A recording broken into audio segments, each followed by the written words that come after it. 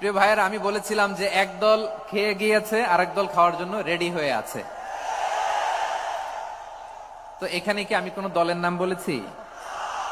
বাংলাদেশে 48টা প্রায় নিবন্ধিত রাজনৈতিক দল, কোন দলের নাম আমি বলিনি। কথাটাকে আমি জেনারেল রেখেছি।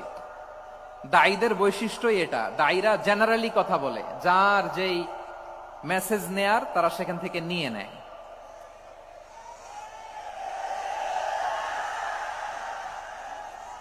তো কোন দল এটা নিয়ে কোনো কথা বলল না, আপনারা এটাকে নিজের গায়ে যে মাখালেন, এটা ঠিক হয়নি। আমি বলবো যে এটা খুবই অনভিপ্রেত হয়েছে। কোন দলকে টার্গেট করে বা কোন দলের পক্ষে আমরা কখনো কথা বলি না। আমরা কোরআনের পক্ষে কথা বলি, ইসলামের পক্ষে কথা বলি, ঠিক কিনা বলেন?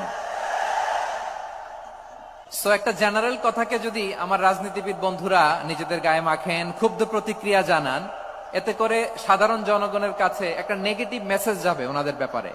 এটা হোক আমরা চাই না।